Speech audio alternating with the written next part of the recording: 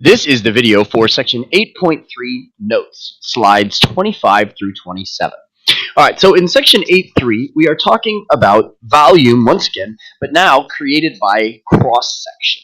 All right, so what we want to do is, first of all, we want to have an understanding of what this means. If we have an object and we cut it in a certain way, the cross-section created is the same.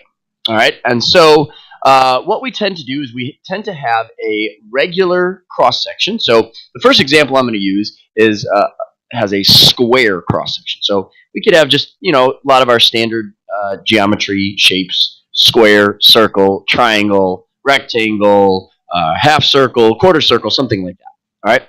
So what this is let's say that we have this example. It says, let R be the region bounded by x equals y squared, so that's sideways parabola, x equals 4, right? So that's our region right here, okay? Now it says, find the volume of the solid that has R, so this region, as its base, if every cross-section perpendicular to the x-axis has the given shape, so a square. All right, so a cross-section is perpendicular to the x-axis. So what does that mean? That means we are going to be cutting the shape perpendicular to the x-axis. So we cut that. So that means we're going to be using a dx. All right, so now this region is the base. So if we make a cut here, okay, basically cutting straight into the page, then the resulting shape that is created is a square. So now this is not a great drawing, and I'll show you an animation in just a moment, but this is a square that is kind of coming out of the page. All right, so let me show you a better animation. All right, so let's go right here. All right, now this is a slightly different region, okay, but same idea. So we have this dx here. All right, so you can see we can move the dx anywhere in the region. All right, so now let's say I put it somewhere in the middle. Okay, now if we look at this three-dimensional picture right now, we can just see, okay, this is two-dimensional, right? And so now if I create a rectangle here, okay, where did it go? Oh, rectangle that is a square, right? So now you see this is a three-dimensional square that is kind of popping out of the page, right? And so what we're doing is we're creating a three-dimensional object, okay, based upon these squares. So now as I move it, obviously the square changes size, right? So this is representing moving the dx to all sorts of different locations within the region, all right? And so now as I do that, you can see, okay, that we're moving the dx into all these different locations. Now, as I add more rectangles, we can start to see the three-dimensional object that has been created. So this is the three-dimensional object. Now, if I move this all the way over, now we would see the three-dimensional object that takes up the whole region. All right? And so now I can add more and more rectangles here and make it kind of filled in until we have, seemingly an infinite amount, right? And it looks like this is a solid object. So the key is understanding how to find this volume. So remember, what are we doing? Well, let's just take one rectangle, okay? So one rectangle right here. What would we, or one square, sorry. We would have to find the area of this square, right? So how would we find the area? Well, the area would just be the area of a square, right? Which is the length of the side squared. Now, if you look, what is a length of the side? Well, the length of the side would just be the upper boundary minus the lower boundary, right? So if I move this here, we would see the upper boundary minus the lower boundary. That's the length of a side. And then we're going to square it, okay? So very simply, okay, the volume by cross-section is the integral of the area of a cross-section. So remember, the area of a cross-section would be one of the squares, and then when you apply a thickness to it, it has a volume, but the thickness is infinitely thin, and so what are you going to do? You're going to add up all of those, and that's what the definite integral means. So this is actually relatively simple. We are simply integrating the area of the cross-section. All right, so if we have a square, all right, so the area of a square is just the length of a side squared, right? But now the length of the side, well, look at the picture. The length of the side is the height of the dx. So in this case, the height of the dx is the upper boundary minus the lower boundary, right? And so we need to write area as a function of x. All right, so that's going to be some function of x squared. All right, so now we need to think, all right, what is the upper boundary minus what is the lower boundary? All right, so now this equation was x equals y squared, but I'm using a dx, so what does that mean? That means I need y equals, well, it would be plus or minus the square root of x. So the upper boundary is the positive root x, and the lower boundary is the negative root x. And so the area as a function of x is positive root x minus negative root x. In other words, 2 root x. So that is the a of x function. And so, very simple, in order to find the volume, I am going to integrate the area function, so 2 root x squared with respect to x. All right, now the limits from what to what? So I'm going, remember, with respect to x, I'm going from left to right. So from 0 to 4. So that would be it.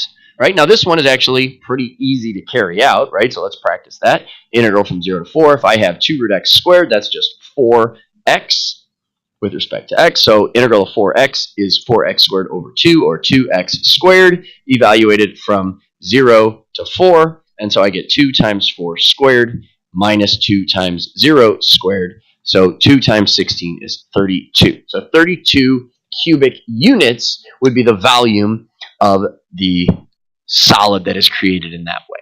All right, so that's slide 25. All right, so then slide 26, basically same idea. All right, so same region, x equals y squared, x equals 4, but it says find the volume. Now, if each shape is an isosceles triangle with a height 4 times the base, and the base is in the region. All right, so now that I have the dx coming here, right? So this is the dx. Now this is the base, and it's an isosceles triangle. So now this is my best attempt to make a 3D triangle coming out of the page, or I can go back over here and I can say, okay, instead of a square, let's use, well, this is an equilateral triangle, but it would work just the same for an isosceles triangle, right? So if I go to 1, you get one triangle here. So the base here, right, and then the height here. So in our case, all right, we have a 2-dimensional triangle. So I'm just going to draw a 2-dimensional triangle here. All right, the area of a triangle is just very simple, 1/2 base times height. All right, so what is the base? The base is right here, right? So that's the length of the dx. So length of the dx, once again, would be the upper boundary, root x, minus the opposite of the lower boundary, negative root x. All right, now the height, right? The height is actually what? Well, it says it's 4 times the base. All right, so my a of x function is half the base, which is root x minus negative root x, or 2 root x, times the height, which is 4 times that of the base, right? So our area formula is half of the base times 4 times the base, right? So in other words, half of 4 times the base squared, or 2 times the base squared. So in other words, 4 times 2 root x, right? So if I simplify here, I get a of x equals half of 2, those cancel. I've got 4 times 2, so I've got 8x, right? Root x times root x. All right, and so I'm going to integrate the area function of x, so 8x, with respect to x, from 0 to 4. So once again, relatively easy. So 8x squared over 2, or 4x squared, evaluated from 0 to 4. All right, and so 4 times 4 squared minus 4 times 0 squared. So 4 times 4 squared, so 64 cubic units would be the volume there. All right, so that is slide 26. All right, slide 27. All right, so now let R be the region bounded by x equals y squared. So same region. All right, now the cross section is a semicircle. All right, so once again, I have my dx here. Now the dx is some part of a semicircle. So if I draw a semicircle here, what does the dx, the height of the dx, represent? It actually represents the diameter of a semicircle, right? So now, what you want to remember is that the area of a semicircle is half the area of a circle, so half of pi times the radius squared. All right, now, what you have to remember is if you have a semicircle here, okay, the diameter is going to be your root x minus your negative root x. So the diameter is actually 2 root x, right? That's the diameter. So what does that mean? That means the radius is actually just root x. So the area as a function of x is going to be half of pi times the radius, which is root x, squared.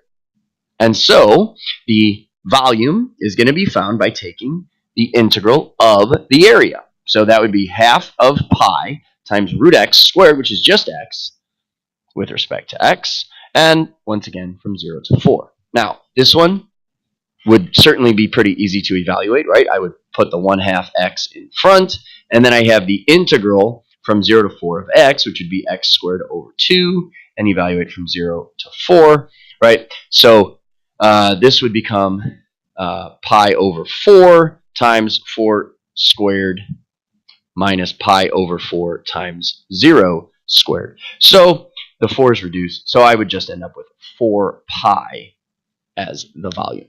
Right? And then lastly, a quarter circle. So I'm actually going to need a new drawing here. So I've got this. All right, now, once again, the dx is here. But now, how could this be part of a quarter circle? Well, if I have a quarter circle coming out of the page, okay, it's challenging to draw, but basically, I have a circle like this, and this would have to be a right angle here, okay? And so, if I go back here, all right, I don't have an option for a quarter circle. I have an option for semicircle, which you can see, obviously, that would be the diameter. But if I go over here, a quarter circle, this is actually the radius, right? So when I draw this, okay, this part here is one of those. Either one, it doesn't matter, but here. So this is the radius.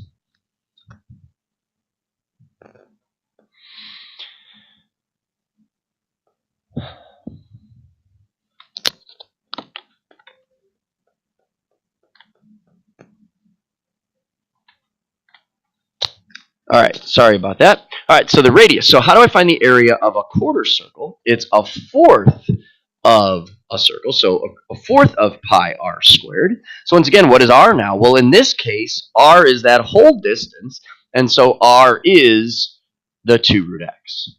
All right, and so the area as a function of x is going to be a fourth of pi times the radius, which is 2 root x quantity squared.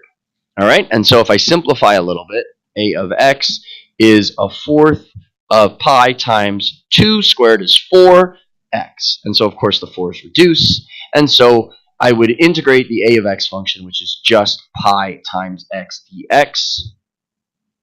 And I'm going to integrate from 0 to 4. All right, and so this one, once again, would be pi times x squared over 2, evaluated from 0 to 4. And so pi times 4 squared over 2 minus pi times 0 squared over 2. All right, and so 4 squared 16 over 2 is 8 pi. All right, so that is volumes by cross section.